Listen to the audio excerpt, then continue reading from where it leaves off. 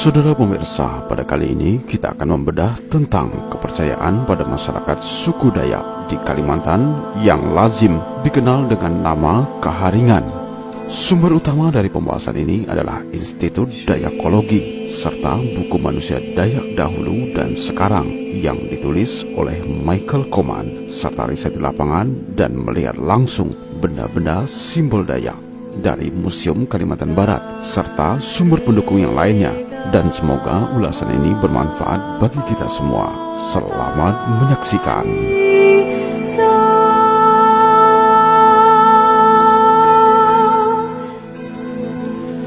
Kaharingan adalah kepercayaan atau agama asli suku Dayak di Kalimantan. Secara bahasa, kaharingan artinya tumbuh atau hidup, seperti dalam istilah danum kaharingan atau air kehidupan. Agama Kaharingan percaya kepada Tuhan Yang Maha Esa atau yang juga biasa mereka sebut dengan Ranying Hatala Langit.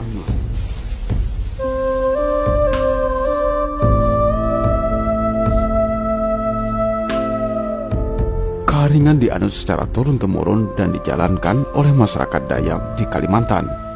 Karena pemerintah Indonesia mewajibkan penduduk dan warga negara untuk menganut salah satu agama yang diakui oleh pemerintah Republik Indonesia, maka sejak 20 April 1980, agama Kaharingan dikategorikan sebagai salah satu sub dalam agama Hindu atau yang juga disebut dengan Hindu Kaharingan. Seperti halnya dengan kepercayaan Tolatong pada suku Bugis yang juga akhirnya disebut sebagai Hindu Tolatong. Kaharingan ini pertama kali diperkenalkan oleh Cilik Riwut tahun 1944. Saat itu ia menjabat sebagai residen Sampit yang berkedudukan di Banjarmasin. Pada tahun 1945, pendudukan Jepang mengajukan Kaharingan sebagai penyebutan agama Dayak. Sementara pada masa Orde Baru, para penganutnya berintegrasi dengan Hindu atau yang juga lazim disebut dengan Hindu Kaharingan. Lambat laun Kaharingan memiliki tempat ibadah yang dinamakan dengan Balai Basarah atau Balai Kaharingan. Kitab suci agama mereka adalah Panaturan dan buku-buku agama lain seperti Talatah Basarah, yaitu berupa kumpulan-kumpulan doa, kitab Tawur berupa petunjuk atau tata cara meminta pertolongan kepada Tuhan dengan upacara menabur beras dan lain sebagainya.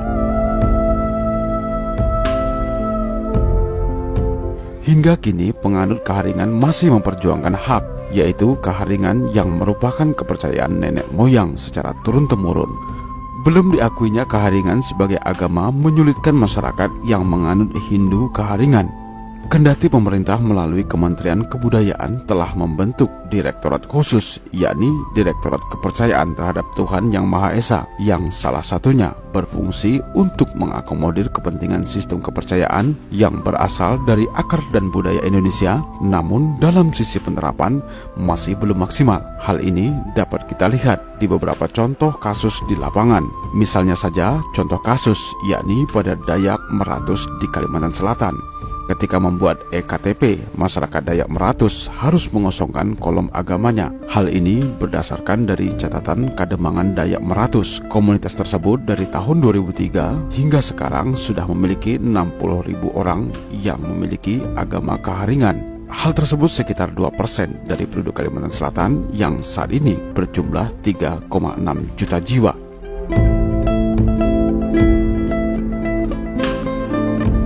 Agama Kaharingan sebagai agama asli suku Dayak sekarang semakin lama kian ditinggalkan. Sejak abad pertama Masehi, agama Hindu mulai memasuki Kalimantan dengan ditemukannya Candi Agung, sebuah peninggalan agama Hindu di Amuntai, Kalimantan Selatan, dan selanjutnya berdirilah kerajaan-kerajaan bercorak Hindu-Buddha di Kalimantan.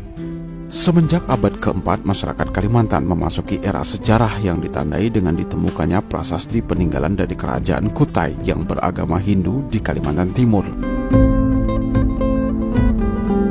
Masyarakat Rumpun Dayak Ngaju dan Rumpun Dayak Ot Danum menganut agama Kaharingan yang memiliki ciri khas adanya pembakaran tulang atau disebut dengan Ijambe.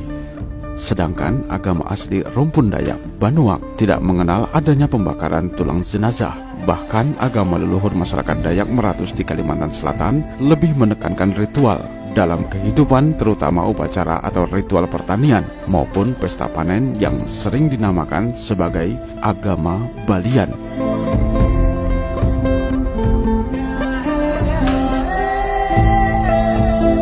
Penemuan arca-arca Buddha dan Hindu yang juga merupakan peninggalan dari kerajaan Brunei atau Brunei kuno, kerajaan Sri Bangun di Kota Bangun, Kutai Kartanegara, dan kerajaan Tanjung Pura di Kalimantan Barat menunjukkan munculnya pengaruh hukum agama Hindu dan Buddha serta asimilasi dengan budaya India. Hal ini menandai kemunculan masyarakat multi etnis yang pertama kali di Kalimantan pada masa itu. Sebagian besar masyarakat Dayak yang sebelumnya beragama Kaharingan kini memilih agama Kristen dan Islam, namun kurang dari 10% yang masih mempertahankan agama Kaharingan. Namun ada pula sebagian kecil masyarakat Dayak kini mengkonversi agamanya dari agama Kaharingan menjadi agama Buddha, yakni Buddha versi Tionghoa, yang pada mulanya muncul karena adanya perkawinan antar suku dengan etnis Tionghoa yang beragama Buddha. Di Kalimantan Barat, agama Kristen banyak dipeluk oleh orang Dayak. Namun di provinsi lainnya, orang Dayak juga banyak yang memeluk agama Islam, namun tetap menyebut mereka adalah sebagai suku Dayak, seperti suku Dayak Pasir, Dayak Bakumpai, Dayak Tidung, serta lainnya. Mereka adalah orang-orang Dayak yang rata-rata memeluk agama Islam.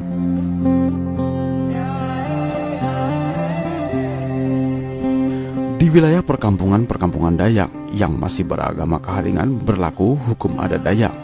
Wilayah-wilayah pesisir di Kalimantan dan pusat kerajaan Islam, masyarakatnya tunduk pada hukum adat Melayu seperti suku Banjar, Melayu Senganan, Kedayan, Bakumpai, Kutai, Pasir, Berau, Tidung, dan Bulungan, serta yang lainnya. Bahkan di wilayah perkampungan Dayak yang telah sangat lama berada dalam pengaruh agama Kristen yang kuat, kemungkinan tidak berlaku hukum atau adat Dayak Kaharingan.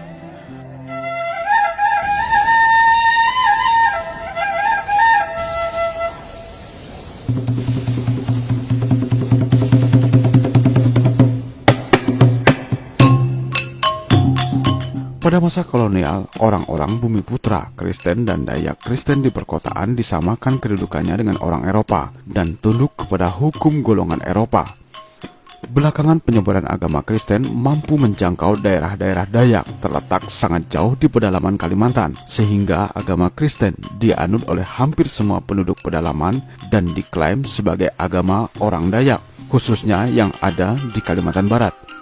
Agamawan Kristen pada penjelajahan Eropa yang tidak menetap telah datang di Kalimantan pada abad ke-14 Masehi. Kemudian di awal abad ke-17 dengan kedatangan para pedagang Eropa, upaya-upaya penyebaran agama Kristen selalu mengalami kegagalan karena pada dasarnya pada masa itu masyarakat Dayak memegang teguh kepercayaan leluhur seperti Kaharingan dan curiga kepada orang asing. Maka seringkali orang-orang asing yang datang ke Kalimantan pada saat itu sering tidak selamat.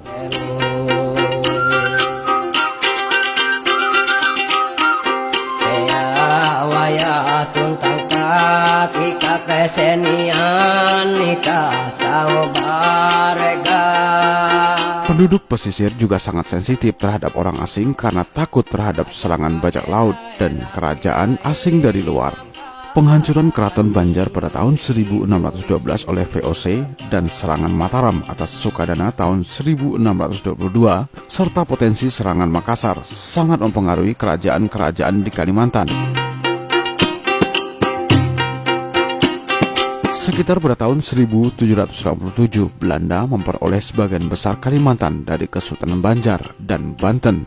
Sekitar tahun 1835, barulah misionaris Kristen mulai beraktivitas secara leluasa di wilayah-wilayah Kalimantan. Maka pada tanggal 26 Juni 1835, Brandstein, seorang penginjil datang pertama di Kalimantan menuju Banjarmasin dengan leluasa. Ia menyebarkan agama Kristen di pedalaman Kalimantan Tengah, lalu kemudian menyebar di tempat-tempat yang lain di Kalimantan. Dan sejak saat itu, agama Kaharingan semakin terhimpit dari pengaruh misionaris serta agama lain yang masuk di Kalimantan.